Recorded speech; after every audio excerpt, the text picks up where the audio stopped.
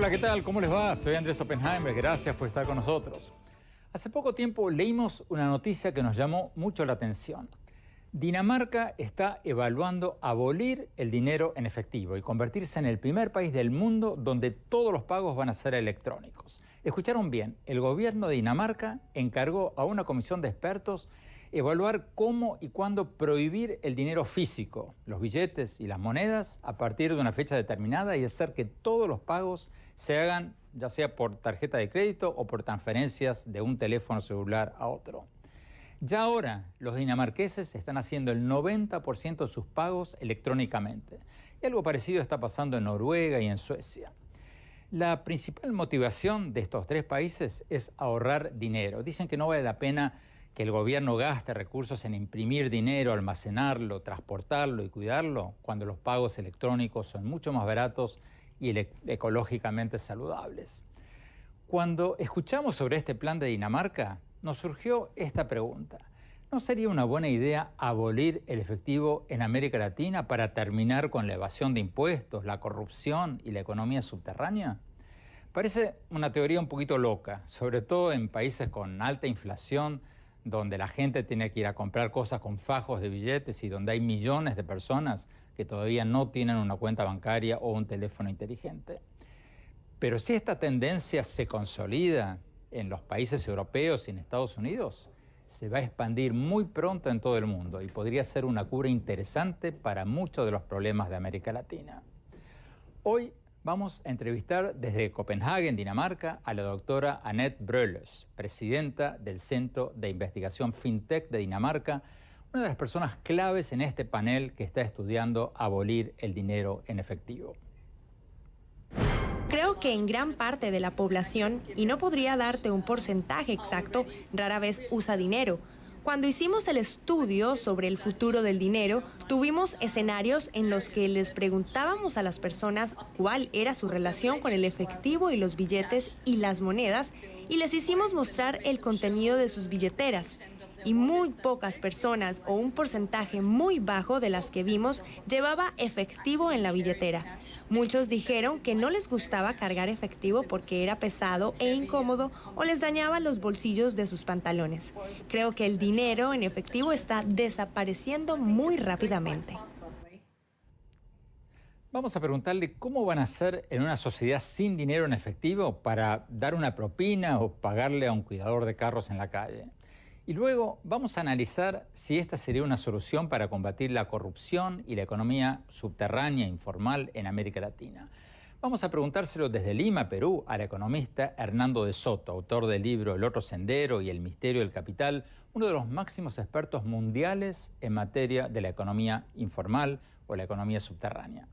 Y también lo vamos a consultar desde México con Eduardo Borges, director de Transparencia Internacional en México, la Organización Mundial de Combate a la Corrupción. Y en nuestros estudios nos va a acompañar David Schwartz, el presidente de la Asociación de Banqueros de la Florida, para darnos su perspectiva desde Estados Unidos.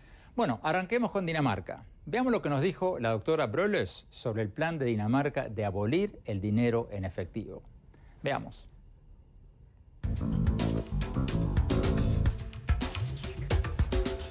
Doctora Brølløs, muchas gracias por estar con nosotros. Doctora Brølløs, Dinamarca ha anunciado que aspira a ser el primer país del mundo en prohibir el dinero en efectivo y convertirse en una sociedad en que todos los pagos, absolutamente todos, se van a hacer electrónicamente.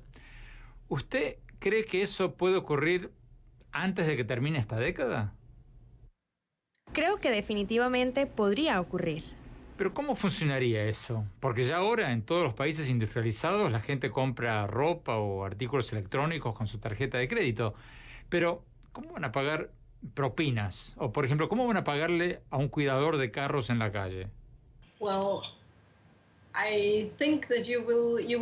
Creo que necesitas tener sistemas de pago electrónico suficientemente disponibles para toda la población y nuestros estudios en los países nórdicos, especialmente aquí en Dinamarca, demuestran que hay sistemas disponibles para todos. También posiblemente porque los países nórdicos y nuevamente Dinamarca no tienen un gran problema de poca inclusión en el sistema financiero, así que la mayoría de las personas ya tienen una tarjeta débito o crédito y programas para hacer transferencias de dinero a través de sus teléfonos celulares. En ese sentido, cuando decimos que podemos lograr esto medianamente rápido es porque tenemos una población e-ready, o sea, preparada electrónicamente, acostumbrada ya a hacer pagos por vía electrónica. ¿Qué porcentaje de la población en Dinamarca ya ha dejado de usar dinero en efectivo por completo? Es difícil decir sin efectivo porque puede que algunas personas todavía usen algunas monedas de vez en cuando para algunas cosas, pero creo que en gran parte de la población, y no podría darte un porcentaje exacto, rara vez usa dinero. Cuando hicimos el estudio sobre el futuro del dinero, tuvimos escenarios en los que les preguntábamos a las personas cuál era su relación con el efectivo y los billetes y las monedas, y les hicimos mostrar el contenido de sus billeteras. Y muy pocas personas o un porcentaje muy bajo de las que vimos llevaba efectivo en la billetera. Muchos dijeron que no les gustaba cargar efectivo porque era pesado e incómodo o les dañaba los bolsillos de sus pantalones. Creo que el dinero en efectivo está desapareciendo muy rápidamente. Pero leí que el 90% de los daneses ya ahora viven sin dinero en efectivo. ¿Cierto o falso? No creo que un 90% de la población haya dejado de usar dinero en efectivo, pero un 90% de los pagos hechos son electrónicamente. Usted, en su caso personal, en su vida diaria, ¿lleva billetes o monedas en su cartera? Muy rara vez porque simplemente no tengo la necesidad de usarlo. ¿Qué pasa si quiere darle unas monedas a una persona necesitada en la calle que le pide? ¿O cómo compra un caramelo en un kiosco si no tiene absolutamente nada de dinero en efectivo? Hay un gran número de pagos en la calle que se hacen con aparatos que aceptan tarjetas a través de dispositivos móviles o teléfonos celulares, donde se puede pagar simplemente mandando el dinero de un número telefónico al otro. Es decir, transfieres dinero como si fuera un pago con tarjeta común y corriente usando tu número telefónico como tu identidad. Eso es usado comúnmente en mercados, por lo que no es ningún problema. ¿Cuál es la ventaja de una sociedad sin billetes de papel o sin monedas? ¿Por qué ustedes quieren ser una sociedad totalmente de dinero electrónico? Hicimos un estudio en 2009 mirando las razones por las cuales quisiéramos convertirnos en una sociedad sin dinero en efectivo. El principal motivo es el costo. El efectivo no necesariamente costoso para el usuario individual, pero sí costoso para la sociedad. El dinero en efectivo es costoso de imprimir, de renovar, de transportar, y hay grandes cantidades de emisiones de gases tóxicos cuando transportas efectivo. ¿Lo que ustedes están haciendo no es para luchar contra la evasión impositiva? ¿No sería un buen remedio para luchar contra la evasión de impuestos y la corrupción? El efectivo se usa para propósitos criminales, por lo que serviría para atacar problemas en esas áreas también.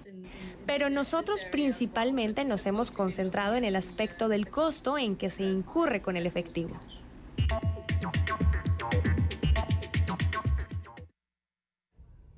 Vamos a Lima, Perú. Hernando de Soto.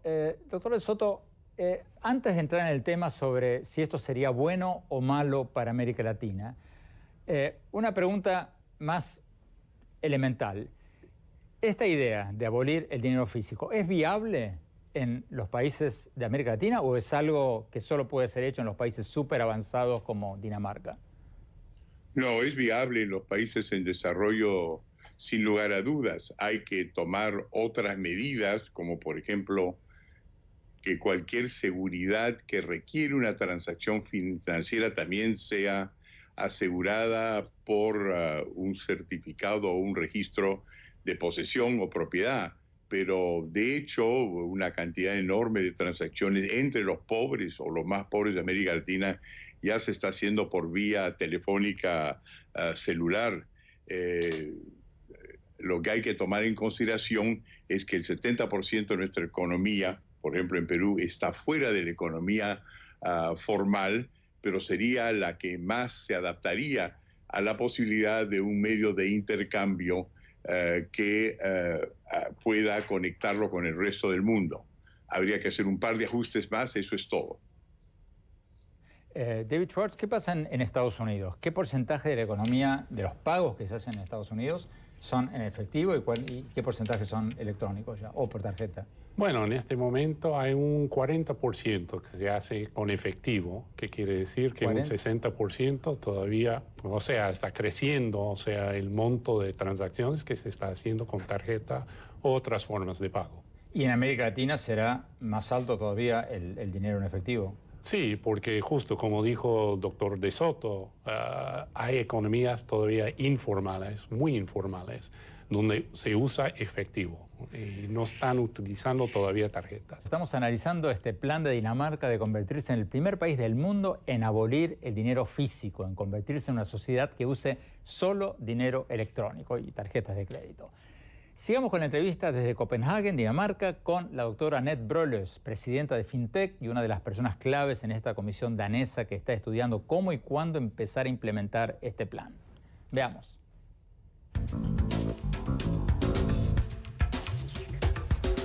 Doctora Broløs, ¿abolir el dinero en efectivo sería una solución para los países latinoamericanos con grandes economías subterráneas, evasión de impuestos y altos niveles de corrupción? Al haber un registro electrónico, si todos los pagos se hicieran electrónicamente, todas las transferencias, ¿se eliminaría la corrupción? ¿Sería eso una solución para muchos países de América Latina? Podría decir que las investigaciones que hemos hecho revelan que necesitarías una población que esté preparada y acostumbrada a hacer sus pagos electrónicamente. También necesitas tener soluciones electrónicas para que la gente las pueda usar y pueda confiar en ellas. Eso es un prerequisito para poder tener una sociedad sin efectivo. Cambiar los comportamientos puede ser un proceso bastante lento para las personas y hemos visto que para que ocurra ese cambio de comportamiento debe existir una sensación de control económico, un sentido de tranquilidad contextual y un sentido de valor. Estas son las cosas que tendrías que lograr si quieres convencer a toda población, tanto empresas como consumidores, para que usen pagos electrónicos para la totalidad de sus pagos. Una de las críticas que se le ha hecho a la idea de ustedes de abolir el dinero en efectivo, los billetes, las monedas, es que una sociedad sin billetes de papel, sin monedas, penalizaría a los inmigrantes y otros sectores marginados que todavía no tienen tarjeta de crédito o teléfonos inteligentes con los que hacer transferencias. ¿Qué piensa de ese argumento? Creo que tienes razón. Hay una cuestión de inclusión, pero nuevamente en los países nórdicos, especialmente en Dinamarca, tenemos un alto porcentaje de la población, por no decir toda, usando el sistema bancario. Nuestro problema de no inclusión es mínimo. Sé que eso es diferente en otros países y por supuesto que puede llegar a ser un problema en otros países.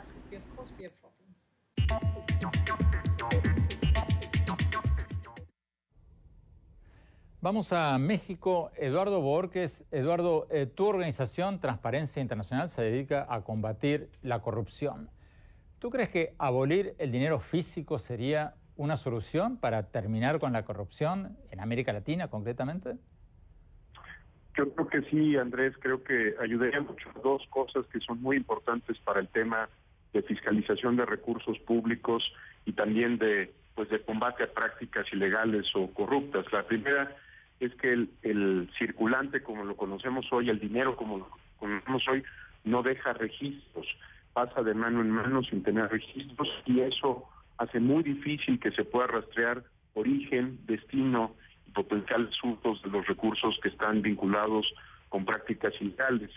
Y el otro asunto por el que creo que es muy importante considerar este tema, ya lo mencionamos hace un momento, es porque el gasto del dinero ilícito también busca hacerse a través de pagos en efectivo. Uno de los temas que, por ejemplo, México ha ido incorporando en la lucha contra el narcotráfico es el suspender las operaciones en efectivo a partir de cierto monto para, por ejemplo, adquirir un vehículo nuevo, ¿no? Las distribuidoras automotrices, cuando había mucho dinero del narcotráfico circulando, pues recibían muchos consumidores que lavaban dinero o que metían dinero ilegal a la economía a través del uso efectivo. Yo creo que sí es una herramienta clave, es una herramienta que ya está coexistiendo, como decía Hernando de Soto hace un momento, en México.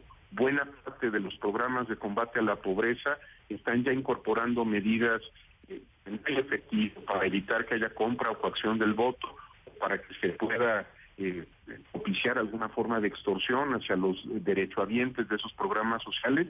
Y por lo menos en la experiencia mexicana, y en el caso particular de Prospera, que es uno de los programas sociales más grandes de América Latina, es claro que se puede hacer incluso con celulares que no son celulares inteligentes. Así que es algo que ya está entrando en nuestra economía y que por supuesto tendrá un efecto en la lucha contra pues los ilícitos que incluyen corrupción.